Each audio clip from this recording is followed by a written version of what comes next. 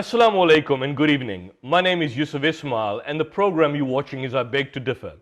This program focuses on interactive debate on socio-economic, political, cultural and religious issues affecting both South Africans and indeed the international community.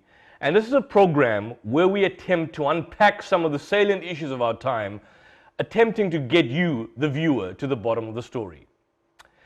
In 2000, an organization called the American Enterprise Institute published a document called The Project for the New American Century. This document purported to suggest, amongst a whole range of issues, that the United States would, in the forthcoming decades, engage in major, multiple, and ongoing major theater wars. Since taking office in 2017, Donald Trump has yielded to the White House hawks on issues of war and peace, favoring the former and indeed scorning the latter. He has breached his campaign promises on a number of grounds. Campaign promises to withdraw the US forces from Afghanistan, from Syria, escalating the war instead, the ongoing war in Yemen, including in Iraq by the rape and destruction of Mosul. And more recently, US President Donald Trump has spoken about imposing hard-hitting new sanctions on Iran, including on the office of the country's supreme leader, Ayatollah Ali Khamenei.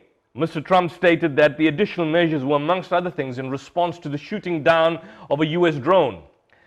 Brahman Kalbasi from the BBC's Persian service gave an assessment of the impact of the new sanctions, speaking about the fact that it attempted to devastate this nation as it did with Iraq and other countries in the region. Well, joining me to discuss this particular issue, I'm joined by a leading engineer from the United States and certainly a political analyst in his own right, who's authored two books, the popular book that's been circulating in South Africa over a number of years, The War on Islam, and certainly the important book on 9/11. Mr. Enver Masood, welcome Mr. Masood, and it's good to have you and I Beg to Differ. Thank you. Pleasure to be with you. Let me start off with Donald Trump. I mean, he's certainly vetoed legislation, your president, to end the US involvement in Yemen. He's okayed terror bombing in Somalia, whilst he's engaging in waging an all-out war by other means on Venezuela and Iran, wanting their legitimate governments to be replaced by US-controlled puppet regimes, along with the usual aspect of gaining control over their vast resources. What do you make about the recent pronouncements on Iran? Again, I had would you repeat the question, please? I just pointed out the fact that the US president recently has vetoed the legislation to end US involvement in Yemen, and he's in fact given the go-ahead for the terror bombing of Somalia.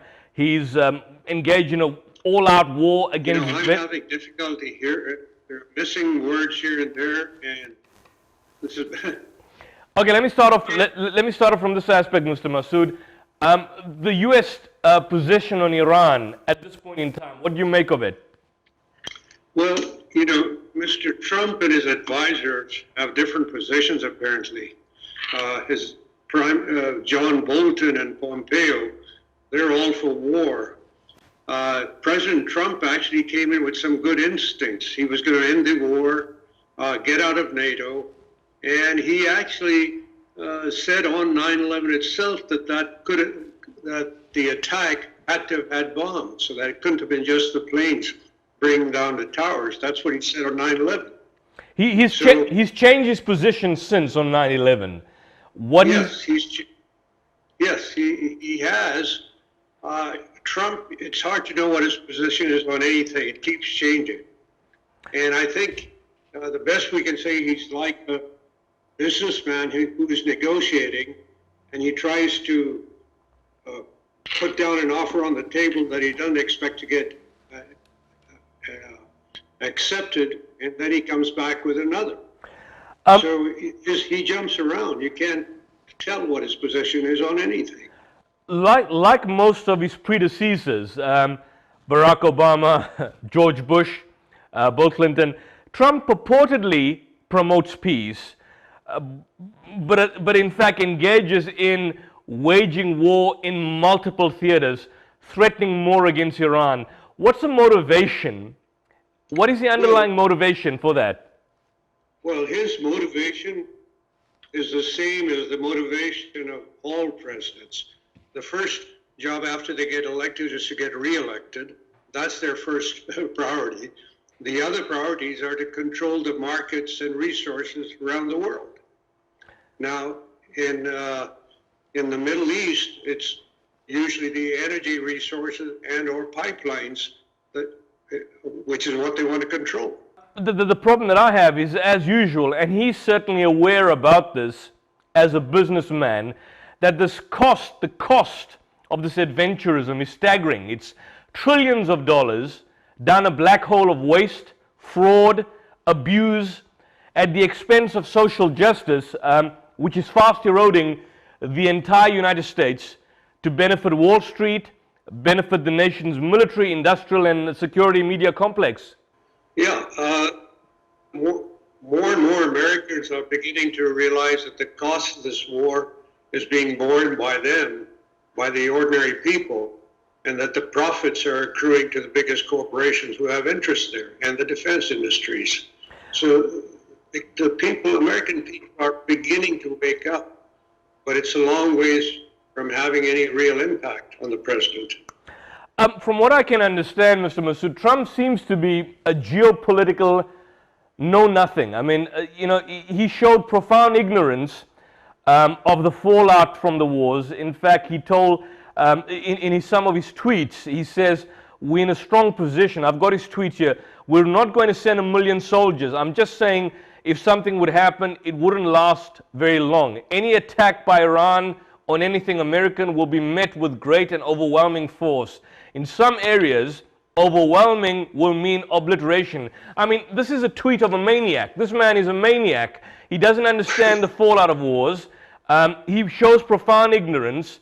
Is this just some sort of macho popularity that he attempts to gain leading up to the 2020 elections?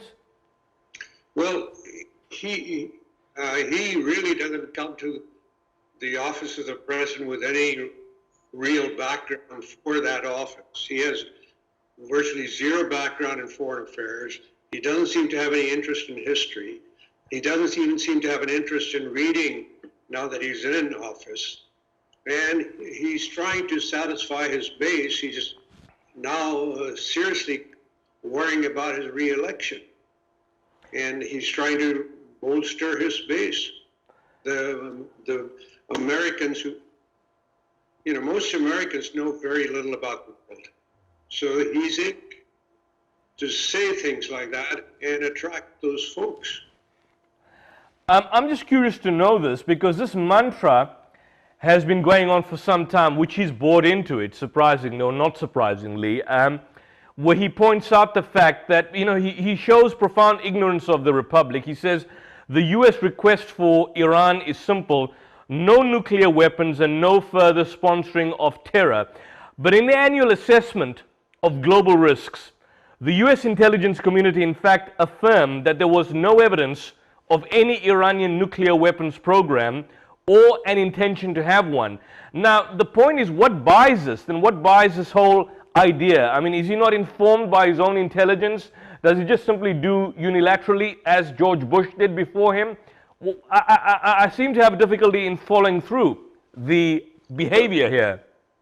Well, see, he either doesn't read the reports of his own intelligence agencies, or all he sees is maybe a summary presented to him by John Bolton or Pompeo. There's just so much coming into the office of the president, and what the president sees is controlled by the so-called gatekeepers. They decide what is shown to the president. So the president sees just what Pompeo and Bolton want him to see. He watches television, and that's how he forms his opinions. And U.S. television, when it comes to war and peace, is usually all one-sided, except when there are major divisions within Congress and the president themselves. Otherwise, the U.S. president, the U.S. media, just goes right along with any war. It's good for their ratings because they have some content that is new and it's content that they don't have to produce. You mentioned Pompeo and Bolton. Bolton, certainly to my understanding and recollection, was heavily involved with the organization I mentioned at the beginning of this program, the American Enterprise Institute, which produced the project for the New American Century, I think, which you may have alluded to in your book on 9/11. Are any other major players from the American Enterprise Institute, those hawks that fermented and underlay what the Bush administration was? Are any of those individuals, Richard Pearl, obviously Rumsfeld has left, but people like Pearl and some of these other players, are they involved in influencing Trump at this point in time, besides John Bolton? Well, certainly the American Enterprise Institute is very much involved. Israel and their supporters in the U.S. are involved. Trump, and his family, there's a lot of Jewish background. So I think the biggest influence might well be, beside Bolton and Pompeo, Israel and Netanyahu. This is quite odd because at some point, Mr. Masood, there was this argument being thrown out by the far right, and certainly some of those from the far left, at the time of his elections, that Trump was certainly part of an establishment, but did not in fact come from the same establishment from which the Bushes and the Clintons in fact came from. So he was from his own establishment, and so the argument that followed through was that any step in relation to his foreign policy would somewhat be different from that of those before him, from Obama, from Bush, from Clinton. But it seems that he's following the same trajectory. Well, the establishment that Trump comes from is the New York big real estate market. That's the establishment. He has, that's where him and his father, they were in the real estate business, and they know the ins and outs of doing real estate business in New York. That's where they're from, and around the world, with their hotels and the Trump name that he leases out for putting on golf courses and hotels around the world. That's the establishment he comes from, and because of his money, he has a lot of contacts at very high levels. But not the same contacts that the Bushes and the influence that the Bushes and the Clintons had. Would I be correct? Well, my guess, he's not the old moneyed background. It's hard to know what his contacts are. But I think once you get up into that rarefied stratosphere where billionaires move around and the celebrities, I think they pretty much all have contact with each other to some extent. Sure. Mr. Masood, we just have to go for a quick ad break, but we'll be back shortly and we'll continue this discussion.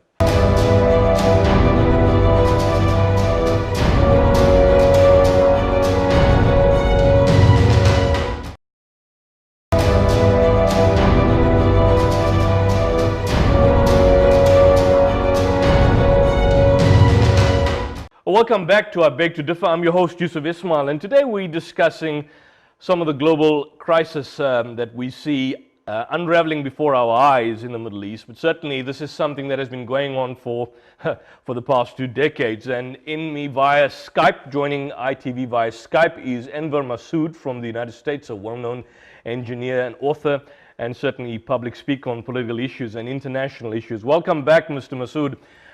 Just one point that I want to make is that some people believe that with all this bravado, with all this talk, the US may never in actual fact attack Iran, and it's based on past experience that the US never attacks a state where it has a fear of retaliation. If you look at the Iraq war, was a good example where Iraq was blamed for possessing weapons of mass destruction, but the UN inspectors traveled to Iraq. They knew that once they confirmed that Iraq had no capacity to retaliate, then the US invaded Iraq, despite the mantra of weapons of mass destruction.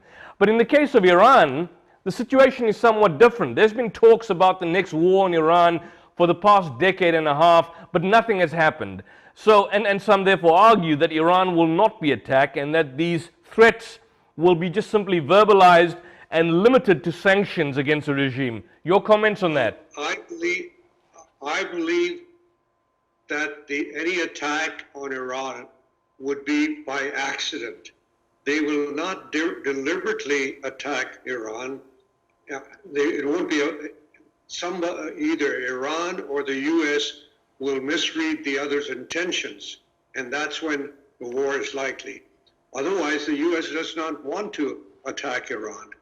When's the last time the U.S. has won any major war? The war in Vietnam was a failure. The war in Libya has been a failure. The war in Syria has been a failure. The war in Iraq has been a failure. And it's sucking out trillions of dollars from the U.S. economy that the president now knows very well needs to be spent on other things like building infrastructure and education and healthcare and various other things. So and I don't believe that Trump or members of the Trump administration or in Congress really want to attack Iran. But if there's a chance of a mistake, or after having a number of threats, then they're caught in having to follow through. That's what's likely to lead to war. The other point also is that in relation to Iran, and certainly North Korea as another example, is that the societies, both of them, North Korea, Iran, are effectively very much conservative. And so the US, as a regime changer, may not be able to find any local network within these countries to work with them should an invasion occur, which happened in Libya. In Libya, they had what they would call Al-Qaeda in Africa and Mali, worked with them against Gaddafi. In Syria, you had the Free Syrian Army, you had Al-Nusra Brigade, and so on. In Iraq, you had these militant organizations which then morphed into ISIS and so on against Saddam. But they don't have that in Iran, they don't have that in North Korea. So therefore, those players not being there do not allow them to engage in their regime change as they would do in other countries. Yeah, in North Korea, it would be extremely difficult. In Iran, we do have the Mujahideen-e-Khalq, the MEK. They're Iranians here in the U.S. and around the world that want to have regime change. They were demonstrating in front of the State Department just a couple of days ago. So those could be infiltrated into Iran. But it would be much more difficult than in the Arab states. Iran certainly cannot compare to the U.S. military might, but would it be resilient in surviving an attack under any crisis? I mean, Iraq certainly was destroyed in 3 days, totally destroyed. Iran, would it be the same? Well, if the U.S. were to go out to an all-out war, nuclear war, much of Iran would be destroyed, but the nuclear fallout would be felt by countries all over the world. So that itself is a deterrent. The U.S. is not about to fight a conventional war, so it would be a war of the U.S. selecting targets with their drones or cruise missiles, and Iran using their, what I understand are hundreds of little boats to attack U.S. forces and shut down the Gulf of Hormuz, which would create another disaster for the world. So it would be an asymmetric war. And the consequences are so horrendous and far-reaching and unknown that I think both sides would want to stay away from that. But again, like I said, an accidental war could get started. My understanding is since 2000, 2001, 2003 is that geopolitics in that region has evolved to such an extent that the United States may not be in a position anymore today to take any action unilaterally. I mean, in a multipolar world that we live in, the Russians are around, the Chinese are around, and more powerful than what they were 20 years ago, more powerful than during the Second Gulf War or the invasion of Afghanistan. And so at this point in time, the Russians and the Chinese have extremely heavy stacks in Iran and strategic interests, and the US would not be wanting to break that or risk that and risk their relationship with Russia and China, even if it's pretty cold at this point in time? Well, certainly. We're living in a very different world today. It's a multipolar world. You know, about 500 years ago, China and India were the richest countries in the world. The US was not even on the map. Then beginning in 1492, when the Muslim regime in Spain was conquered, where Christians, Muslims, Jews lived in peace and had all kinds of marvelous achievements in science and other fields. That was when Columbus launched the voyage to Americas. And eventually the Europeans conquered much of the known world. Then the British ended up as the superpowers for a couple of hundred years. And then the US took over. But that is no longer the case. We have a multipolar world. Before long, if not already, the Chinese economy is eclipsing the US. The Chinese obviously don't have the amount of military forces that the US has, but the US power is receding. And now with the Russia and with the other countries coming up with their own basket of currencies or trying to move away from the dollar, that further diminishes the US power. And that's what Gaddafi of Libya had proposed for the African countries, currency based on the dinar, which would have significantly weakened American power. That's what the US did not want. So it's a very different world today than it was when Iraq was attacked. With all the talk about the Russians assisting Trump in the in the elections, and certainly, I mean, obviously the report by Robert Mueller that didn't show any form of direct collusion between the Russians and Trump, but as some would argue, there is certainly evidence that the Russians had some influence in these elections, and that there was this uncanny relationship that existed between the Trump administration and his backers, and indeed the Russians. Why has the Trump position in foreign policy so differed so much from that of Russia? Well, first question I would ask those who say Russia influenced the election. You know, the candidates for election have hundreds of millions of dollars at their disposal. If the Russians with a little bit of money can influence the election, why wouldn't the opposing candidate themselves use that means to influence their own election? Second, it's somewhat hypocritical for the US to say Russia has influenced their election.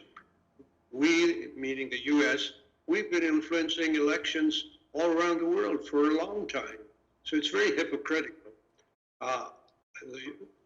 Every country, to some extent, is working to have the candidate of their choice elected. But the means at their disposal are far smaller than the means available to Israel, which influences American elections much more and does not abide by the laws that require them to register as a foreign agent, which has been imposed on the Russian TV network. They've been told to register as a foreign agent. So there was no collusion. In your mind, you don't believe there was any influence or collusion whatsoever? Well, that's what I understand the report itself says.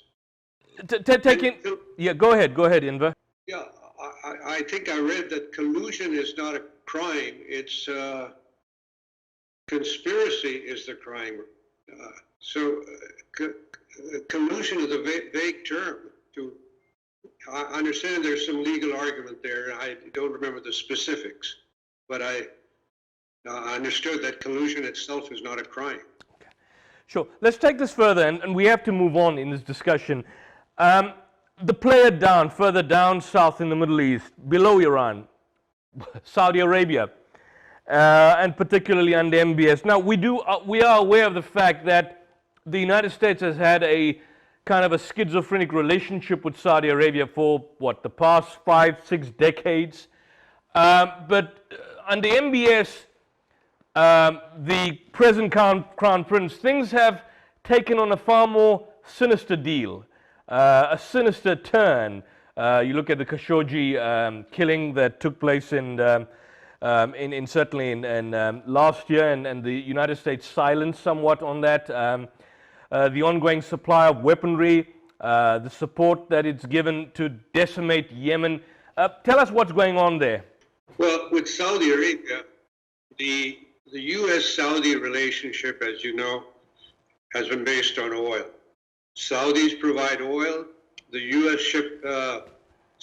pays them for the oil, and then takes the money right back by providing weapons. So the U.S. gets the benefit of the oil and of selling weapons to Saudi Arabia. The Saudis, what they achieve is their continued hold on the Saudi people, who would, if it weren't for that relationship, the Saudi people may have well moved towards a greater, more democratic rule. So that's the U.S.-Saudi relationship. Well, I'm going to explore. We're going to explore that. I have to stop you. We're going to explore that more in detail as we go on. But I'm just been told I have to go for an ad break. We have to pay our bills, and we'll be back shortly as we continue this fascinating discussion on what's happening in the world and certainly in the Middle East. We'll see you soon.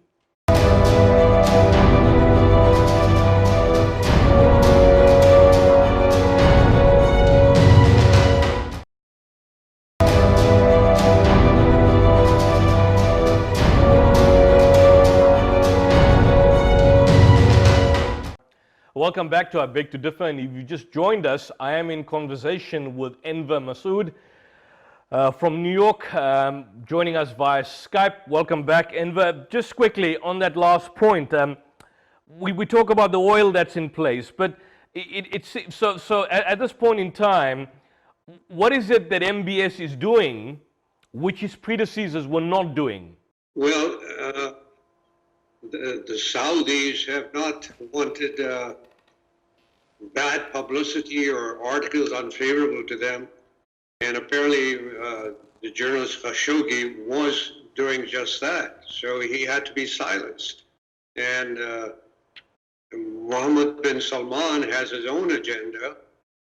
He certainly wants to step into power, but he has been working with Israel. They're working with the U.S. to undermine Iran. That's their primary goal, and Qatar, which they have sanctioned and blockaded. And that's a flaw that we also see, is that he is attempting to introduce this false sense of liberalism and apparent freedoms. I mean, women can now drive, no problem with that at all.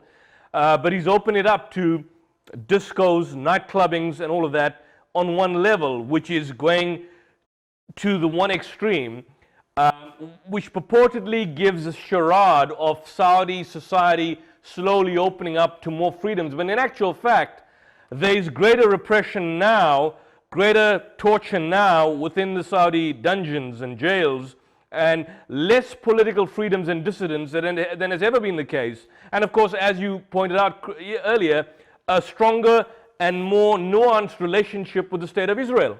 Well, the Saudi monarchy is a dinosaur. Is it dying? Is it dying? You say it's the dying soul. I don't know if it's dying, but it is dying. It's a dinosaur. In today's world, monarchy of that nature are just not there. We have the British monarchy. They have very little influence of what happens in England. They basically set the values possibly of the country. The Saudi monarchy is trying to retain control in a world that is changing.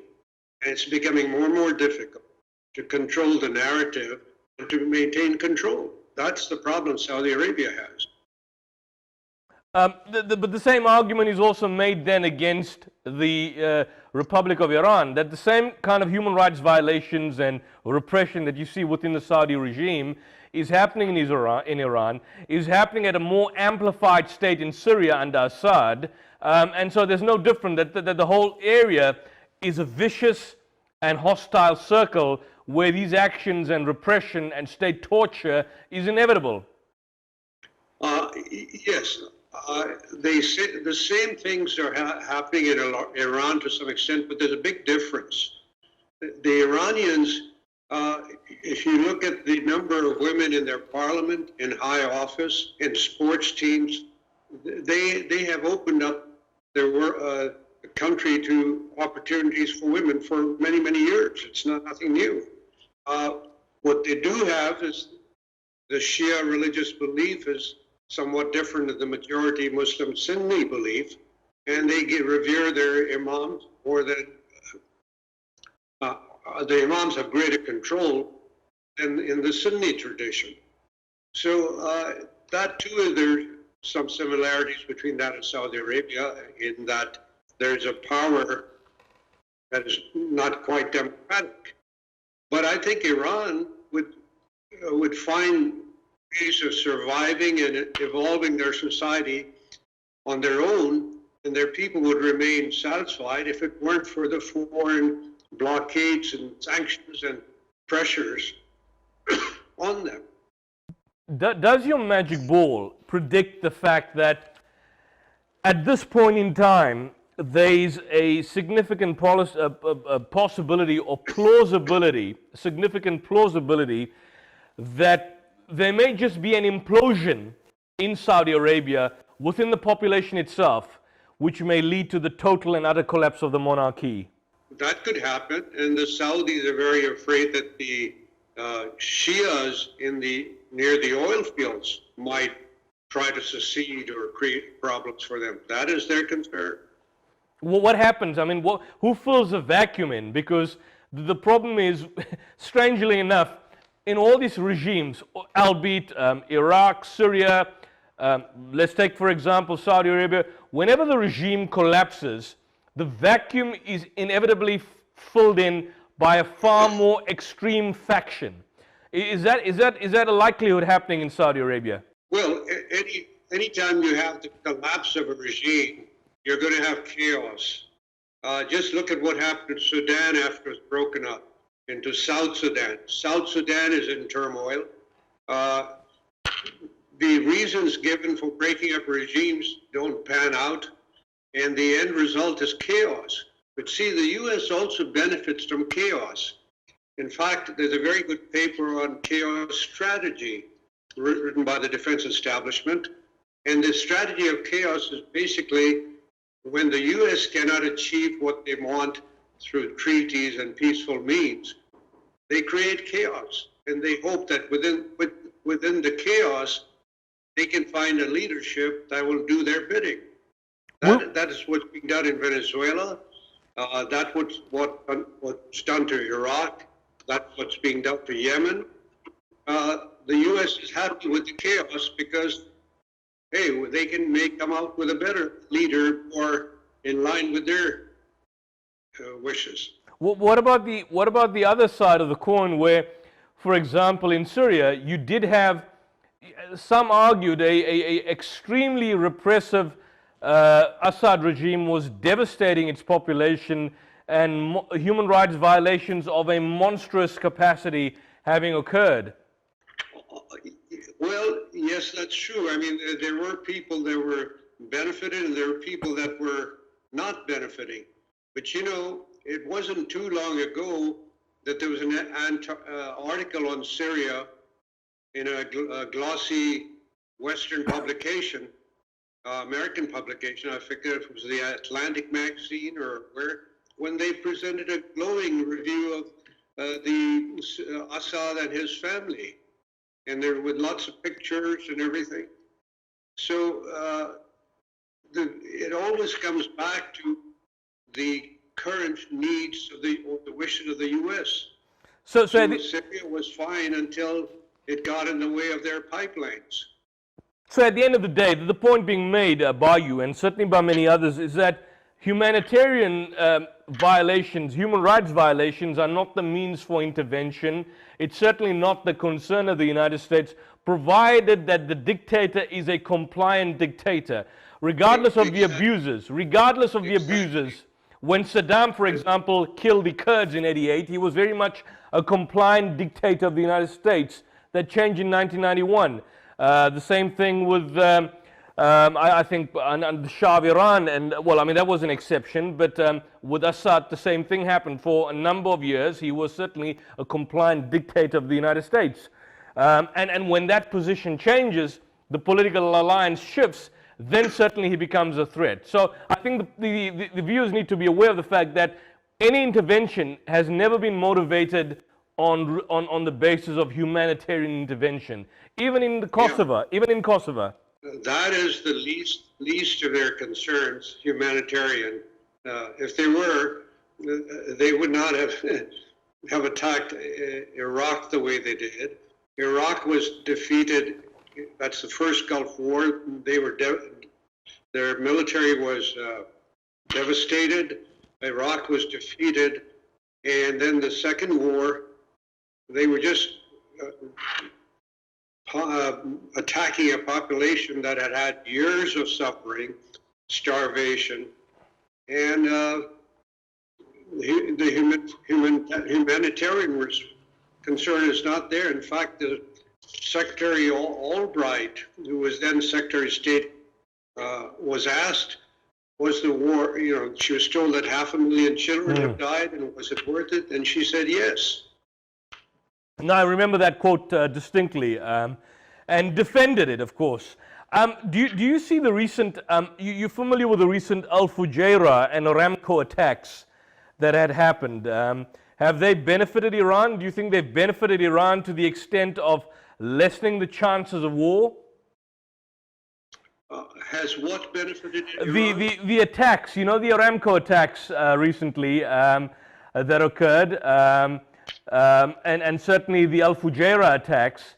Has that been to the benefit of Iran?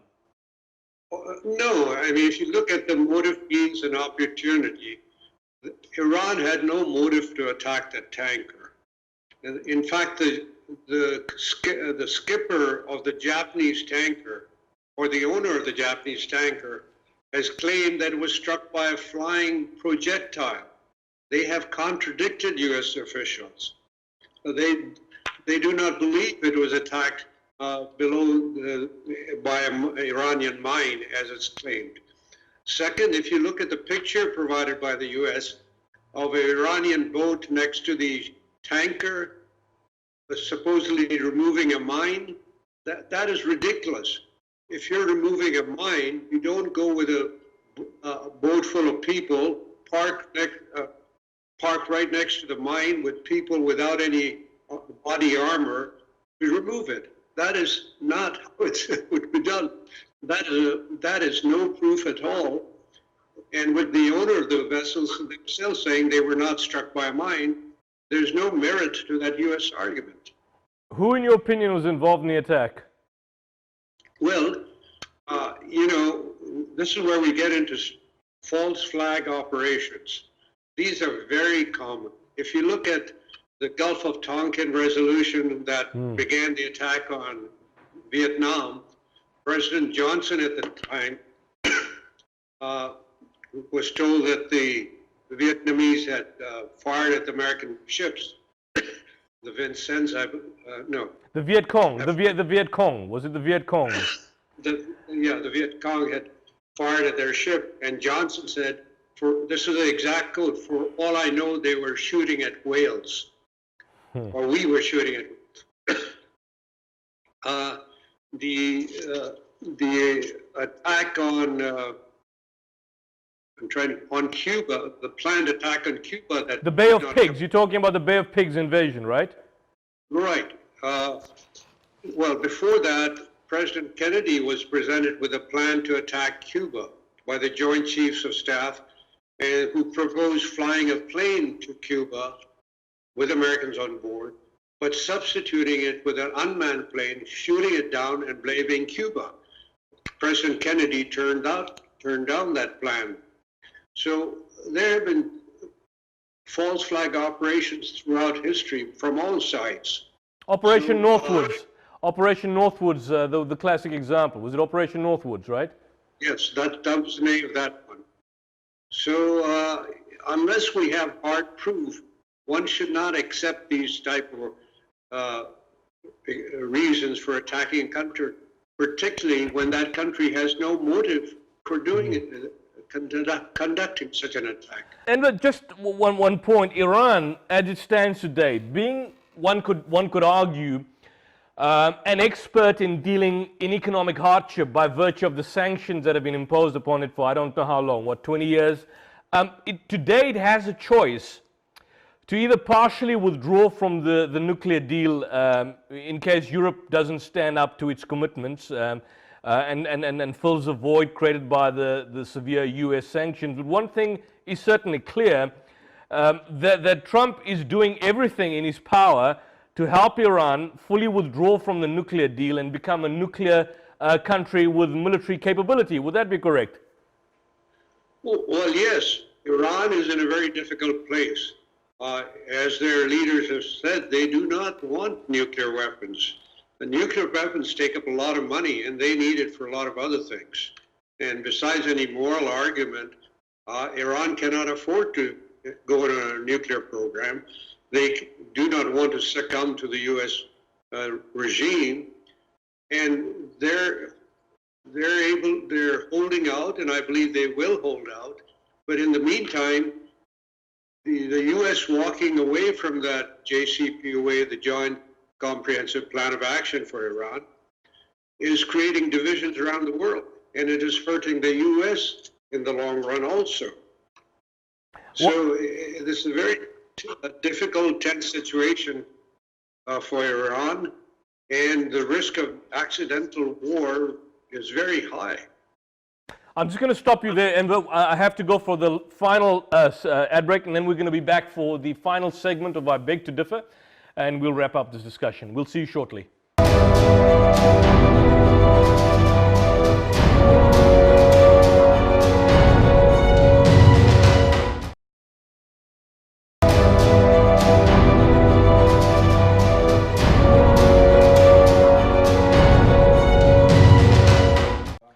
Welcome back to I Beg to Differ. I'm your host, Yusuf Ismail, and we have been in conversation for the past half an hour or so with Enver Masood, an engineer from the United States, a well-known writer and public speaker on international and global issues, particularly on 9/11, the war on Islam, and other related issues in the Middle East. Enver, regarding Trump as a president, I mean, and now certainly the presidency is extremely short. It was like just yesterday he was elected in 2017, and 2020 you've got your upcoming elections.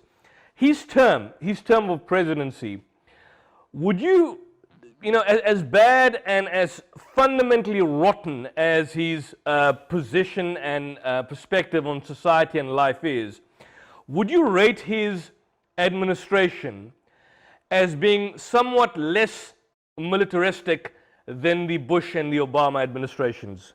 Well, he has been able to keep us out of an all-out war. So yes, and his, as I said, his basic instincts, which he expressed before when he was running for president, is that he does not want war, but he is surrounded by advisors who do. So, and despite lack of knowledge of foreign affairs, see, war is bad for business. Business wants stability, predictability. He's a businessman. That's what he would like.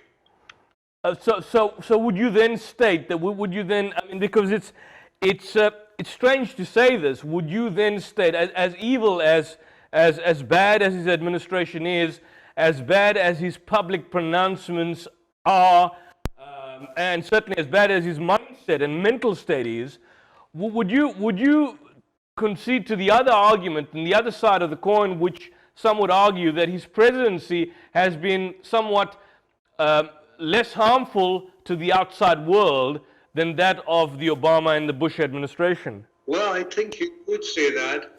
And let me correct something I just said about war being bad for business. War is good for business. Very good for the defense industry business and for those who are going to benefit from whatever the war is after.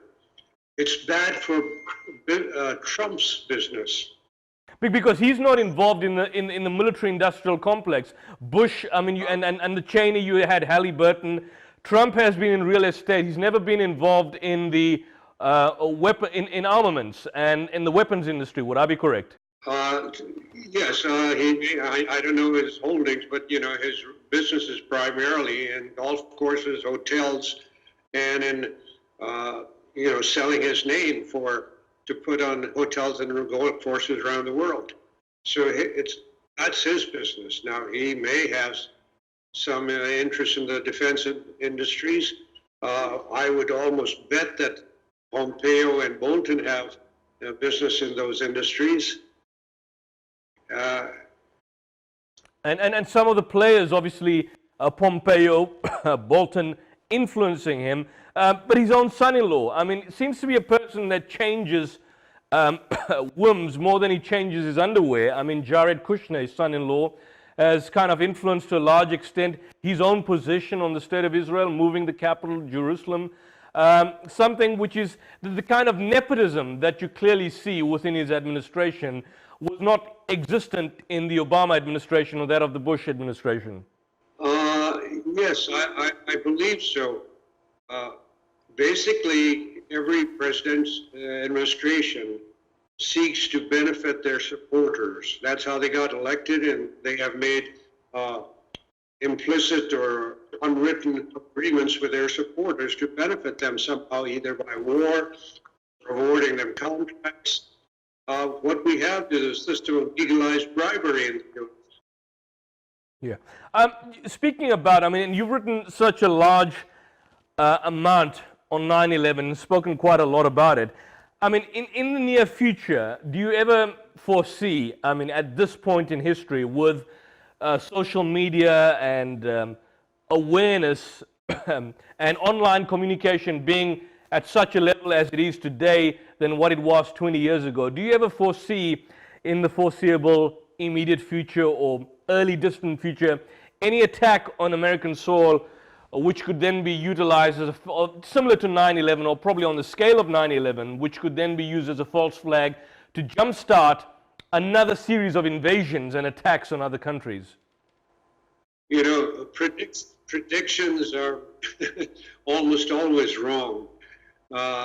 Certainly social media gives us instant information from around the world. But, you know, countries are going to continue to try to use false flag attacks to their benefit as long as they're able to. For America, it's becoming more difficult because the American people are waking up. The younger generation is more in tune with what's happening than the older generation. And this is only going to increase. But the danger is on the other side, where we have an increasing pressure for censorship. And that's what I'm more concerned about, is that we have censorship. And I am not at all for censorship. I would rather have people saying all the nasty things they want to say than to have government impose censorship. Is there censorship of is there censorship of political activism? I mean, more today than what it ever was before in the States, in the United States? The prosecution of Julian Assange is an indication of what is being done.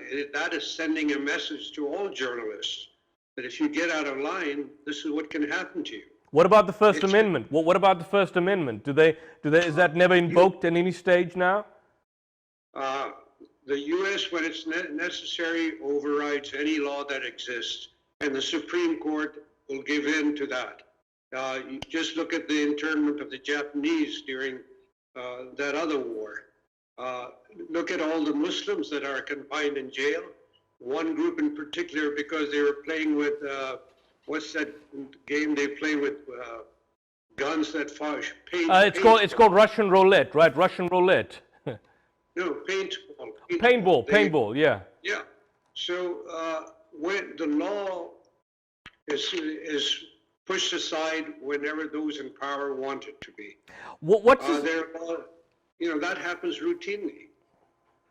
What has been the status? I mean, certainly, I have not, and many South Africans, the status of Guantanamo Bay, and a lot of the, political prisoners or prisoners kept in custody in the United States as a result of political activism. We don't hear much of that today that we used to hear before. It seems to be like a forgotten situation. Guantanamo Bay, as I understand, still exists, right? And the prisoners are still kept. It hasn't been shut down. Yeah, we have the largest prison population in the world in terms of per capita. And we have these private prisons who run for profit. The contracts for the prisons have been given out to the supporters of whoever was in power. And those have to be kept filled for those guys to make profit.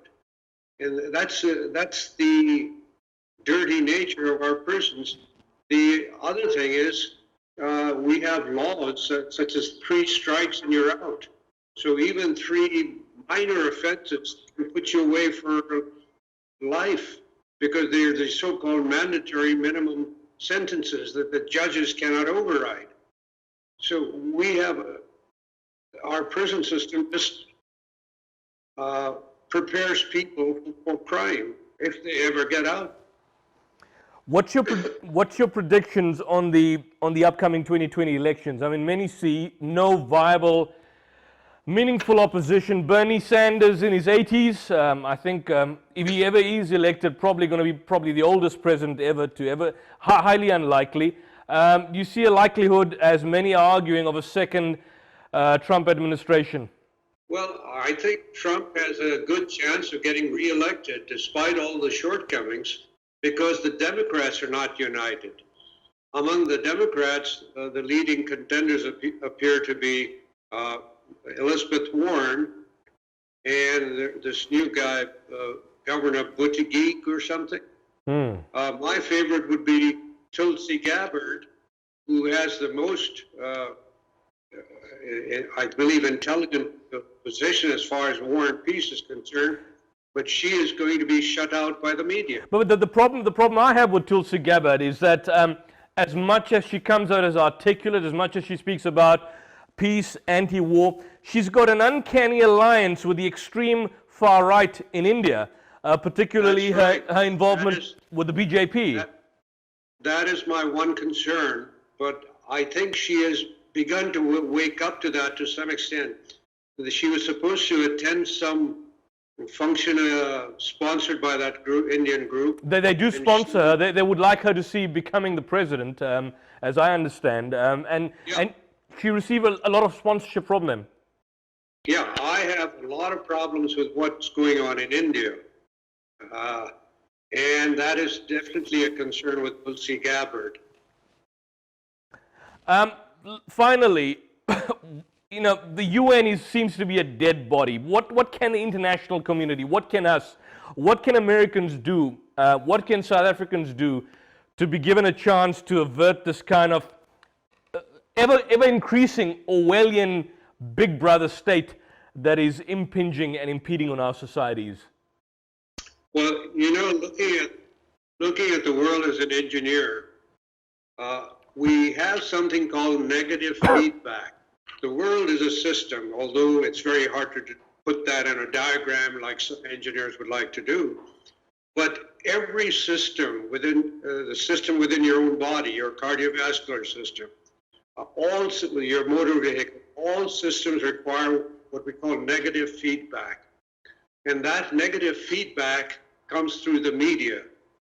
And when the media itself is toothless, the system is out of control. And that's the situation that we have to a large extent. We need to get the system back in control, which means empowering the media. The media themselves have to take back their power. If we don't have that, I'm afraid the system is out of control and we'll have a world of chaos. Well, Mr. Enver Masood, I want to thank you for your time and your engagement. We hope to have further engagements with you in the near future on other issues, and we really appreciate your time that you spent with us. And that's all we have for this evening, folks. If you've been just watching us, we were in conversation with the leading writer and public speaker on international issues, and certainly an engineer, Enver Masood. And join us next week for more interactive, hard-hitting discussion on a number of issues. Till then, this is Yusuf Ismail signing off for and on behalf of ITV. Good evening, Assalamu alaikum, greetings of peace, and if you're traveling, have a safe journey.